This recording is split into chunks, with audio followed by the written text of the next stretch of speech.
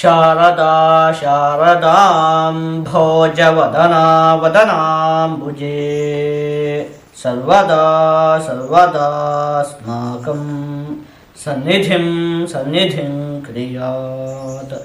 ಸಮಸ್ತ ವೀಕ್ಷಕರಿಗೂ ಏಪ್ರಿಲ್ ತಿಂಗಳ ಮೀನರಾಶಿಯ ಮಾಸ ಭವಿಷ್ಯದ ಕಾರ್ಯಕ್ರಮಕ್ಕೆ ಸುಸ್ವಾಗತ. ನಾವು ಮೊದಲಿಗೆ ಈ ಮಾಸದಲ್ಲಿ ನಡೆಯುವಂತಹ ಗ್ರಹಗಳ ಬದಲಾವಣೆಗಳ ಬಗ್ಗೆ ತಿಳಿದುಕೊಳ್ಳೋಣ. ಈ ತಿಂಗಳ 2ನೇ ತಾರೀಕಿನಂದು ಕುಜಗ್ರಹ ಕಟಕ ರಾಶಿಗೆ, 13ನೇ ತಾರೀಕಿನಂದು ರವಿಗ್ರಹ ಮೇಷರಾಶಿಗೆ ಪ್ರವೇಶವನ್ನು ಮಾಡ್ತಾ ಇರುವಂಥದ್ದು. ಇದಿಷ್ಟು ಕೂಡ ಈ ಮಾಸದಲ್ಲಿ ನಡೆಯುವಂತಹ ಪ್ರಮುಖವಾದ ಗ್ರಹಗಳ ಬದಲಾವಣೆ. ನಾವೀಗ ಇದನ್ನೆಲ್ಲ ಆಧರಿಸಿ ಈ ಮಾಸದಲ್ಲಿ ಮೀನರಾಶಿಯವರಿಗೆ ಯಾವ ರೀತಿಯಾದಂತಹ ಫಲ ಪ್ರಾಪ್ತಿಯಾಗಲಿದೆ ಅಂತ ಹೇಳಿ ಒಂದೊಂದಾಗಿ ನೋಡ್ತಾ ಹೋಗೋಣ. ಮೊದಲನೇದಾಗಿ, ಇದು ನಿಮಗೂ ಕೂಡ ತಿಳಿದಿರುವಂತಹ ವಿಷಯವೇ. ಮಾರ್ಚ್ ತಿಂಗಳ 29ನೇ ತಾರೀಖಿನಂದು ಶನಿಗ್ರಹ ಬದಲಾವಣೆಯನ್ನು ಹೊಂದಿರುವಂಥದ್ದು. ಇಲ್ಲಿಯವರೆಗೂ ಕೂಡ ಶನಿಗ್ರಹ ಕುಂಭ ರಾಶಿಯಲ್ಲಿ ಸ್ಥಿತವಾಗಿತ್ತು. ಈಗ ಅದು ಮೀನ ರಾಶಿಗೆ ಪ್ರವೇಶವನ್ನು ಮಾಡಿರುವಂಥದ್ದು. ನಿಮಗೆ ಈಗ ಒಂದು 2.5 ವರ್ಷದಿಂದ 7.5 ಅಂತ ಹೇಳುವಂಥದ್ದು ನಡೀತಾ ಇದೆ. ಅದರಲ್ಲಿ ಈಗ ನಿಮ್ಮ ರಾಶಿಗೆ ಶನಿಗ್ರಹ ಪ್ರವೇಶವನ್ನು ಮಾಡಿರೋದ್ರಿಂದಾಗಿ ಜನ್ಮ ಶನಿ ಅಂತ ಹೇಳುವಂಥದ್ದು ಆರಂಭವಾಗಿದೆ. ನಾವೀಗ ಏನು ಮಾಡೋಣ ಅಂಥೇಳಿ ಆದರೆ, ಮೊದಲು ಈ ತಿಂಗಳಲ್ಲಿ ಉಳಿದಂತಹ ಎಲ್ಲ ಗ್ರಹಗಳಿಂದ ಏನೇನು ಫಲಪ್ರಾಪ್ತಿಯಾಗುತ್ತೆ ಅನ್ನುವಂತಹ ವಿಚಾರವನ್ನು ನೋಡೋಣ. ಕೊನೆಗೆ ಈ ಶನಿಗ್ರಹ ಬದಲಾವಣೆಯನ್ನು ಹೊಂದಿದೆಯಲ್ಲ, ನಿಮಗೆ ಈ ಜನ್ಮ ಶನಿ ಇತ್ಯಾದಿಗಳು ಆರಂಭ ಆಗಿದೆಯಲ್ಲ, ಇದರಿಂದ ಏನೇನು ಫಲಪ್ರಾಪ್ತಿಯಾಗುತ್ತೆ ಅನ್ನುವಂತಹ ವಿಚಾರವನ್ನು ಕೊನೆಗೆ ನೋಡೋಣ. ಮೊದಲಿಗೆ ನಿಮಗೆ ಈ ಮಾಸದಲ್ಲಿ ಪ್ರಾಪ್ತಿಯಾಗುವಂತಹ ಫಲಗಳು. ಶುಕ್ರಗ್ರಹ ನಿಮ್ಮ ರಾಶಿಯಲ್ಲೇ ಸ್ಥಿರವಾಗಿರುವಂಥದ್ದು, ಉಚ್ಚವಾಗಿ ಸ್ಥಿರವಾಗಿರುವಂಥದ್ದು. ಹಾಗಾಗಿ ಈ ಮಾಸದಲ್ಲಿಯೂ ಕೂಡ ನಿಮಗೆ ಸ್ನೇಹಿತರ ಸಹಕಾರ ಅಂತ ಹೇಳುವಂಥದ್ದು ಪ್ರಾಪ್ತಿಯಾಗುತ್ತೆ. ಸ್ನೇಹಿತರಿಂದ ನಿಮಗೆ ಒಂದಷ್ಟು ಲಾಭ ಅನ್ನುವಂಥದ್ದು ಕೂಡ ಉಂಟಾಗುತ್ತೆ. ಇನ್ನು ಈ ಮಾಸದಲ್ಲಿ ನಿಮಗೆ ಆಧ್ಯಾತ್ಮಿಕ ವಿಷಯಗಳಲ್ಲಿ ಆಸಕ್ತಿ ಉಂಟಾಗುತ್ತೆ. ಈ ಮಾಸದಲ್ಲಿ ಮುಖ್ಯವಾಗಿ ನೀವು ಆರೋಗ್ಯದ ಕಡೆ ಅತಿ ಹೆಚ್ಚಿನ ಗಮನವನ್ನು ಕೊಡಬೇಕಾಗುತ್ತೆ. ಅನೇಕ ಗ್ರಹಗಳು ನಿಮ್ಮ ರಾಶಿಯಲ್ಲೇ ಸ್ಥಿತವಾಗಿರುತ್ತೆ. ಹಾಗಾಗಿ ಒಂದನೇದು ಆರೋಗ್ಯದ ವಿಚಾರಕ್ಕೆ ನೀವು ಅತಿ ಹೆಚ್ಚು ಗಮನವನ್ನು ಕೊಡಬೇಕು. ಗಮನವನ್ನು ಕೊಡುವಂಥದ್ದು ಅಂದರೆ ಏನೇನು ಮಾಡಬೇಕು ಹೇಳಿ? ಉತ್ತಮವಾದ ಆಹಾರವನ್ನು ನೀವು ಸೇವನೆ ಮಾಡಬೇಕು. ಅದಾದಮೇಲೆ ನಿಮಗೇನಾದರೂ ಈ ಹಿಂದಿನಿಂದಲೂ ಆರೋಗ್ಯದ ವಿಚಾರದಲ್ಲಿ ಯಾವುದಾದ್ರೂ ಸಮಸ್ಯೆಗಳು ಇದ್ದಂತಹ ಪಕ್ಷದಲ್ಲಿ ಅದಕ್ಕೆ ವೈದ್ಯರು ಕೊಟ್ಟಿರುವಂತಹ ಔಷಧಿಗಳನ್ನೆಲ್ಲ ಸರಿಯಾಗಿ ಸೇವನೆಯನ್ನು ಮಾಡಬೇಕು. ಈ ರೀತಿಯಾಗಿ ಆರೋಗ್ಯದ ಕಡೆ ನೀವೊಂದು ಸ್ವಲ್ಪ ಕಾಳಜಿಯನ್ನು ವಹಿಸಬೇಕಾಗುತ್ತೆ. ಇದು ಒಂದು ವಿಷಯ. ಇನ್ನೊಂದು, ಮನಸ್ಸನ್ನು ಹತೋಟಿಯಲ್ಲಿ ಇಟ್ಕೊಳ್ಬೇಕು. ಅದೇ ಹೇಳಿದ್ನಲ್ಲ, ಅನೇಕ ಗ್ರಹಗಳು ನಿಮ್ಮ ರಾಶಿಯಲ್ಲೇ ಸ್ಥಿರವಾಗಿರೋದ್ರಿಂದಾಗಿ ನಿಮ್ಮ ತಲೆಗೆ 5 ನಿಮಿಷಕ್ಕೂ ಒಂದೊಂದು ಚಿಂತೆಗಳು ಕಾಡ್ತಾ ಇರುತ್ತೆ. ಹಾಗಾಗಿ ಆದಷ್ಟು ಮನಸ್ಸನ್ನು ತಣ್ಣಗಿಟ್ಕೊಬೇಕಾಗತ್ತೆ ನೀವು. ಇದಿಷ್ಟು ಕೂಡ ನಿಮಗೆ ಈ ಮಾಸದಲ್ಲಿ ಪ್ರಾಪ್ತಿಯಾಗುವಂತಹ ಫಲಗಳು. ಈಗ ನಾವು ಈ ಹಿಂದೆಯೇ ಯೋಚನೆ ಮಾಡಿದಂತೆ ಶನಿಗ್ರಹ ಬದಲಾವಣೆಯನ್ನು ಹೊಂದಿದೆಯಲ್ಲ, ಅದರಿಂದ ಏನೇನು ಫಲಪ್ರಾಪ್ತಿಯಾಗುತ್ತೆ ಅಂತ ಹೇಳುವಂತಹ ವಿಚಾರವನ್ನು ನೋಡ್ತಾ ಹೋಗೋಣ. ಈ ಹಿಂದೆ ನಾನು ಹೇಳಿದಂತೆ ನಿಮಗೆ ಈಗ 7.5 ಅಂತ ಹೇಳುವಂಥದ್ದು ನಡೀತಾ ಇತ್ತು ಈ ಹಿಂದೆ 2.5 ವರ್ಷದಿಂದ. ಈಗ ಅದರಲ್ಲಿ ನಿಮಗೆ ಜನ್ಮ ಶನಿ ಅಂತ ಹೇಳುವಂಥದ್ದು ಆರಂಭ ಆಗಿದೆ. ನೀವೇನು ಈ ವಿಚಾರದಲ್ಲಿ ಹೆದರಿಕೊಳ್ಳುವಂಥದ್ದು ಅವಶ್ಯಕತೆ ಇಲ್ಲ. ಸ್ವಾಮಿ 7.5 ನಡೀತಾ ಇತ್ತು, ಅದರಲ್ಲೇ ಅನೇಕ ಕಷ್ಟಗಳೆಲ್ಲ ಉಂಟಾಗಿದೆಯಲ್ಲ, ಈಗ ಅದರಲ್ಲೂ ಜನ್ಮ ಶನಿ ಅಂತ ಹೇಳಿ ಹೇಳ್ತಾ ಇದ್ದಾರೆ, ಏನಾಗುತ್ತೋ ಏನು ಅಂತ ಹೇಳಿ ಹೆದರಿಕೊಳ್ಳುವಂಥದ್ದು ಅವಶ್ಯಕತೆ ಇಲ್ಲ. ಯಾಕೆ ಅಂತ ಹೇಳಿ ಆದರೆ, ಇದು ಯಾರ ಜೀವನದಲ್ಲೂ ಕೂಡ ನಡೆದೇ ಇಲ್ಲ. ಖಾಲಿ ನಿಮ್ದೊಂದೇ ಜೀವನದಲ್ಲಿ ಇದು ನಡೀತಾ ಇದೆ ಅಂತ ಹೇಳಿ ಆದರೆ ಅವಾಗ ನೀವು ಹೆದರಿಕೊಳ್ಳುವುದಕ್ಕೆ ಒಂದು ಅರ್ಥ ಇರ್ತಿತ್ತು. ಇದು ಎಲ್ಲರ ಜೀವನದಲ್ಲೂ ಕೂಡ ಬರುವಂಥದ್ದೇ, ಪ್ರತಿ ರಾಶಿಗೂ ಕೂಡ ಬರುತ್ತೆ. ಪ್ರತಿ ರಾಶಿಗೂ ಕೂಡ 7.5 ಅನ್ನುವಂಥದ್ದು ಬಂದೇ ಬರುತ್ತೆ. ಅದರಲ್ಲೂ ಕೂಡ ಜನ್ಮಶನಿ ಅಂತ ಹೇಳುವಂಥದ್ದು ಬಂದೇ ಬರುತ್ತೆ. ಈಗ ಈ ವರ್ಷ ನಿಮಗೆ ಜನ್ಮಶನಿ ಅಂತ ಹೇಳುವಂಥದ್ದು ನಡೀತಾ ಇದೆ, ಈಗ ಆರಂಭ ಆಗಿದೆ. ಇನ್ನು 2.5 ವರ್ಷಗಳ ಕಾಲ ನಡೆಯುತ್ತೆ. ಅದಾದಮೇಲೆ ಮೇಷರಾಶಿಯವರಿಗೆ ಮತ್ತೆ 2.5 ವರ್ಷಗಳ ಕಾಲ ನಡೆಯುತ್ತೆ. ಅದಾದಮೇಲೆ ವೃಷಭ ರಾಶಿಯವರಿಗೆ ಮತ್ತೆ 2.5 ವರ್ಷಗಳ ಕಾಲ ಜನ್ಮಶನಿ ಅಂತ ಹೇಳುವಂಥದ್ದು ನಡೆಯುತ್ತೆ. ಇದು ಎಲ್ಲರ ಒಂದು ಜೀವನದಲ್ಲೂ ಕೂಡ ನಡೆಯುತ್ತೆ. ಈ ಜನ್ಮಶನಿ ಆಗಲಿ, 7.5, ಅಷ್ಟಮ ಶನಿ ಇತ್ಯಾದಿಗಳೆಲ್ಲ ಎಲ್ಲರ ಜೀವನದಲ್ಲೂ ಕೂಡ ನಡೆಯುವಂಥದ್ದು. ಹಾಗಾಗಿ ನೀವು ಯಾವಾಗ ಗೊತ್ತಾ ಸಿಕ್ಕಾಪಟ್ಟೆ ಟೆನ್ಷನ್ ಮಾಡ್ಕೊಬೇಕು. ಯಾರಿಗೂ ಆಗಿಲ್ಲಪ್ಪ ಈ ಸಮಸ್ಯೆ, ನಂಗೊಬ್ಬನಿಗೆ ಆಗ್ತಿದೆ, ಅಂಥೇಳಿ ಆದ ಪಕ್ಷದಲ್ಲಿ ಅವಾಗ ಯೋಚನೆ ಮಾಡೋದಕ್ಕೆ ಒಂದು ಅರ್ಥ ಇರುತ್ತೆ. ಇದು ಎಲ್ಲರ ಜೀವನದಲ್ಲೂ ಕೂಡ ಬರುವಂಥದ್ದೇ. ಏನು ನಿಮಗೆ ಒಂದೇ ಸ್ಪೆಷಲ್ ಆಗಿ ಬಂದಿದೆ ಅಂತ ಹೇಳಿ ಆದರೆ ಅವಾಗ ಹೆದರ್ಕೊಳ್ಳೋದಕ್ಕೆ ಅರ್ಥ ಇರ್ತಿತ್ತು. ಅದು ಈಗ ನಿಮಗೆ ಬಂದಿದೆ ಅಷ್ಟೇ. ಈಗ ನಿಮಗೆ ಜನ್ಮಶನಿ ಅಂತ 7.5 ನಡೀತಾ ಇತ್ತು, ಅದರಲ್ಲಿ ಜನ್ಮಶನಿ ಅಂತ ಹೇಳುವಂಥದ್ದು ಆರಂಭ ಆಗಿದೆ. ನಾವೀಗ ಈ ಒಂದು ಶನಿಗ್ರಹದ ಬದಲಾವಣೆಯ ವಿಚಾರವನ್ನು ನೋಡ್ತಾ ಹೋಗೋಣ, ಏನೇನು ಫಲಪ್ರಾಪ್ತಿ ಆಗುತ್ತೆ ಅಂತ. ಈ ವಿಷಯವನ್ನು ನಾವು 2 ವಿಭಾಗ ಮಾಡಿಕೊಳ್ಬೇಕಾಗತ್ತೆ. ಅದು ಏನು ಅಂತ ಹೇಳಿ ಆದರೆ ನಿಮಗೆ ಈಗ 7.5 ಆರಂಭ ಆಗಿತ್ತಲ್ಲ, ಮೊದಲು ನಾವು ಈ ಹಿಂದೆ 2.5 ವರ್ಷ ನಿಮ್ಗೆ ಏನೇನು ಫಲಪ್ರಾಪ್ತಿ ಆಯಿತು ಶನಿಗ್ರಹದಿಂದ ಅಂತ ಹೇಳಿ ನೋಡೋಣ. ಅದಾದ್ಮೇಲೆ ಈಗ ನಿಮ್ಮ ರಾಶಿಗೆ ಶನಿಗ್ರಹ ಪ್ರಾಪ್ತಿಯಾಗಿದೆಯಲ್ಲ, ಇನ್ನು ಮುಂದೆ 2.5 ವರ್ಷ ಅದರಿಂದ ಏನೇನು ಫಲಪ್ರಾಪ್ತಿ ಆಗುತ್ತೆ, ಯಾವ ವಿಚಾರದಲ್ಲಿ ನೀವು ಒಂದು ಸ್ವಲ್ಪ ಜೋಪಾನವಾಗಿರ್ಬೇಕು ಅಂತ ಹೇಳುವಂಥ ವಿಚಾರವನ್ನು ನೋಡ್ತಾ ಹೋಗೋಣ. ಮೊದಲಿಗೆ ನಿಮಗೆ ಈ ಹಿಂದೆ 2.5 ವರ್ಷ ಏನೇನಾಯಿತು ಅಂತ. ನಿತ್ಯ ಸಂವಾದ ದಾರಿದ್ರ್ಯಂ ದ್ವಾದಶಸ್ಥೋ ಯದಾ ಶನಿ ಅಂತ ಹೇಳಿರುವಂಥದ್ದು.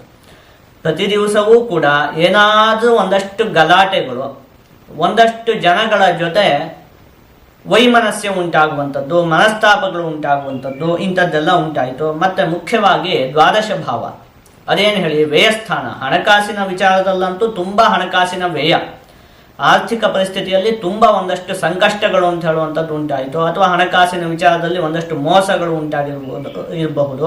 ಈ ರೀತಿಯಾಗಿ ಹಣಕಾಸಿನ ವಿಚಾರದಲ್ಲಿ ನಿಮಗೆ ಒಂದಷ್ಟು ಸಮಸ್ಯೆ ಅಂತ ಹೇಳುವಂಥದ್ದು ಉಂಟಾಯಿತು. ಇನ್ನು ಕೂಡ ದ್ವಾದಶ ಭಾವದಿಂದಾಗಿ ನಾವು ಪಾಪಂ ವ್ಯಯಂಚ ಪತನಂ ನಿರಯಂ ವಾಮಮಂಬಕಂ ಸ್ಥಾನಭ್ರಂಶಂಚ ವೈಕಲ್ಯಂ ದ್ವಾದಶೇನ ವಿಚಿಂತಯೇತ್ ಅಂತ ಹೇಳಿರುವಂಥದ್ದು. ಹಾಗಾಗಿ ಉದ್ಯೋಗದ ವಿಷಯ, ಸ್ಥಾನಭ್ರಂಶ, ಉದ್ಯೋಗದ ವಿಚಾರದಲ್ಲೂ ಕೂಡ ಒಂದಷ್ಟು ಸಮಸ್ಯೆಗಳು ಉಂಟಾಗಿರೋದಕ್ಕೆ ಅವಕಾಶ ಇದೆ. ಇನ್ನು ಕಣ್ಣು ಮತ್ತು ಕಾಲಿಗೆ ಸಂಬಂಧಪಟ್ಟಿರುವಂತಹ ಆರೋಗ್ಯದ ವಿಚಾರದಲ್ಲಿಯೂ ಕೂಡ ನಿಮಗೆ ಒಂದಷ್ಟು ಸಮಸ್ಯೆಗಳು ಉಂಟಾಗಿರುವುದಕ್ಕೆ ಅವಕಾಶ ಇದೆ.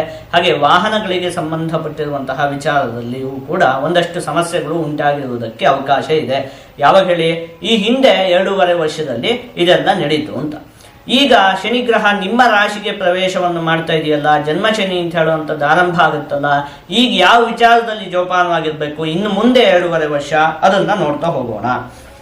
ಜನ್ಮಸ್ಥೆ ರವಿಜೆ ವಿಷಾನಲ ಭಯಂ ಬಂಧೋರ್ವದಃ ಪ್ರೇಷಣಂ ಅಂತ ಹೇಳಿರುವಂಥದ್ದು. ಆಹಾರಕ್ಕೆ ಸಂಬಂಧಪಟ್ಟಿರುವಂತಹ ವಿಚಾರಗಳಲ್ಲಿ ನೀವು ಒಂದು ಸ್ವಲ್ಪ ಜೋಪಾನವಾಗಿರ್ಬೇಕಾಗತ್ತೆ ಇನ್ನು 2.5 ವರ್ಷಗಳ ಕಾಲ. ನೀವು ಸೇವಿಸುವಂತಹ ಆಹಾರವೇ ಒಂದು ಸ್ವಲ್ಪ ವಿಷವಾಗಿ ಪರಿವರ್ತನೆ ಆಗುವಂಥದ್ದು, ಫುಡ್ ಪಾಯ್ಸನ್ ಇತ್ಯಾದಿಗಳು ಉಂಟಾಗುವುದಕ್ಕೆ ಅವಕಾಶ ಇರುತ್ತೆ. ಹಾಗಾಗಿ ಉತ್ತಮವಾದ ಆಹಾರವನ್ನು ಸೇವಿಸಬೇಕು. ಆದಷ್ಟು ಮನೆಯಲ್ಲೇ ತಯಾರಿಸಿದಂತಹ ಆಹಾರವನ್ನು ಸೇವಿಸುವಂಥದ್ದು ಒಳ್ಳೆಯದು. ಆರೋಗ್ಯಕ್ಕೆ ಸಂಬಂಧಪಟ್ಟಿರುವಂತಹ ವಿಚಾರದಲ್ಲಿಯೂ ಕೂಡ ಒಂದು ಸ್ವಲ್ಪ ಜೋಪಾನವಾಗಿ ಇರಬೇಕಾಗತ್ತೆ. ಅದಾದ್ಮೇಲೆ ಆತ್ಮೀಯರ ಜೊತೆ ಒಂದಷ್ಟು ವೈಮನಸ್ಯ, ಮನಸ್ತಾಪಗಳು ಉಂಟಾಗುವುದಕ್ಕೆ ಅವಕಾಶ ಇರುತ್ತೆ. ನಿಮ್ಮ ಜೊತೆಗೆ ಇರುವಂತಹ ವ್ಯಕ್ತಿಗಳ ಜೊತೆಗೆ ಒಂದು ಸ್ವಲ್ಪ ಮನಸ್ತಾಪಗಳು ಉಂಟಾಗುವುದಕ್ಕೆ ಅವಕಾಶ ಇರುತ್ತೆ. ಹಾಗಾಗಿ ಈ ಒಂದು ವಿಚಾರದಲ್ಲಿಯೂ ಕೂಡ ನೀವು ಒಂದು ಸ್ವಲ್ಪ ಜೋಪಾನವಾಗಿರ್ಬೇಕಾಗುತ್ತೆ. ಇನ್ನು 7.5 ಅಂತ ಹೇಳಿ ಆದರೆ ಅದು ಏನು ಹೇಳಿ, ಮುಖ್ಯವಾಗಿ ಮನಸ್ಸಿನ ಮೇಲೆ ಅದು ಪರಿಣಾಮವನ್ನು ಬೀರುವಂಥದ್ದು. ಅದರಲ್ಲೂ ಕೂಡ ಈ ಜನ್ಮಶನಿ ಅಂದಂತೂ ಅದು ಪರಿಣಾಮ ಅಂತ ಹೇಳುವಂಥದ್ದು ಮನಸ್ಸಿನ ಮೇಲೆ ಅತಿ ಹೆಚ್ಚಾಗಿ ಉಂಟಾಗುತ್ತೆ.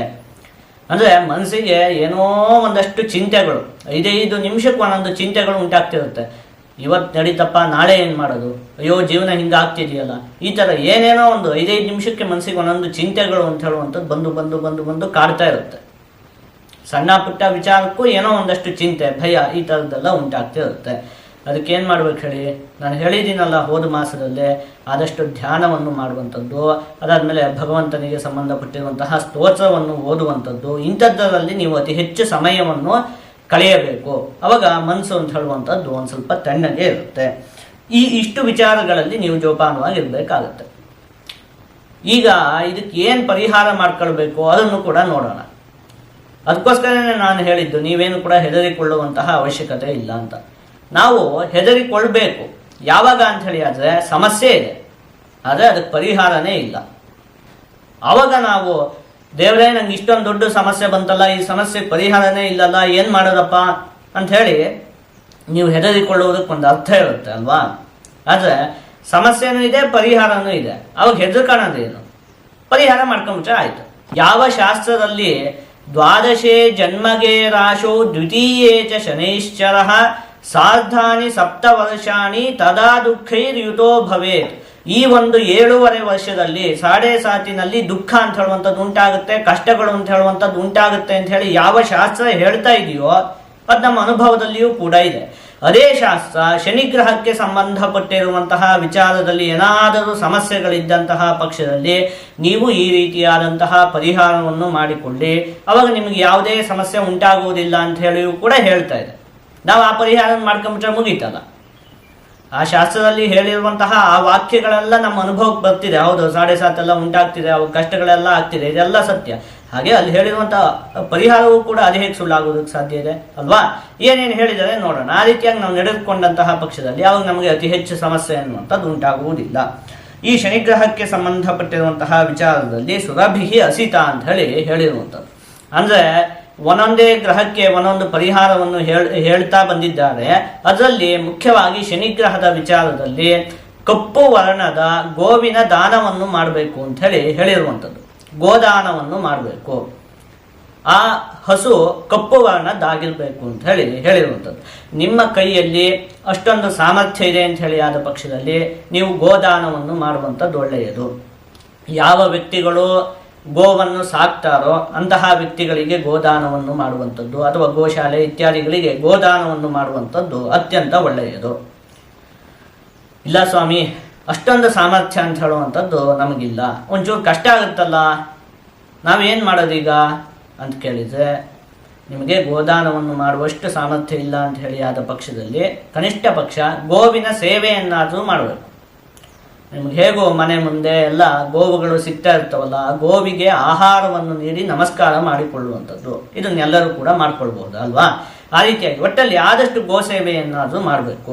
ಗೋವಿನಲ್ಲಿ ಎಲ್ಲ ದೇವತೆಗಳು ಕೂಡ ನೆಲೆಸಿರ್ತಾರೆ. ಹಾಗಾಗಿ ನೀವು ಗೋವಿನ ಸೇವೆಯನ್ನು ಮಾಡುವುದರಿಂದಾಗಿ ಆ ಎಲ್ಲ ದೇವತೆಗಳ ಸೇವೆಯನ್ನು ಕೂಡ ಮಾಡಿದ ಹಾಗಾಗುತ್ತೆ. ಹಾಗಾಗಿ ಈ ಶನಿಗ್ರಹದಿಂದ ಉಂಟಾಗುವಂತಹ ಯಾವುದೇ ಸಮಸ್ಯೆ ಅನ್ನುವಂಥದ್ದು ನಿಮಗೆ ಉಂಟಾಗುವುದಿಲ್ಲ. ಅದು ಒಂದು ವಿಷಯ. ಅದಾದ್ಮೇಲೆ ನೀಚಾನಾಂ ಅನ್ನದಾನಂ ಸ್ಯಾತ್ ಭೂದಾನಂ ಚಾರ್ತಿ ಶಾಂತಯೇ ಅಂತ ಹೇಳಿರುವಂಥದ್ದು. ಶನಿಗ್ರಹಕ್ಕೆ ಸಂಬಂಧಪಟ್ಟಿರುವಂತಹ ವಿಚಾರದಲ್ಲಿ ಅನ್ನದಾನ ಮತ್ತು ಭೂದಾನ ಇವೆರಡನ್ನು ಕೂಡ ಹೇಳಿರುವಂಥದ್ದು. ಭೂಮಿಯನ್ನು ದಾನ ಮಾಡುವಂಥದ್ದು ಅದು ನಿಮಗೆ ಮಾಡುವುದಕ್ಕೆ ಸಾಮರ್ಥ್ಯ ಇದೆ ಅಂತ ಹೇಳಿ ಆದ ಪಕ್ಷದಲ್ಲಿ ಭೂದಾನವನ್ನು ಕೂಡ ಮಾಡಬಹುದು.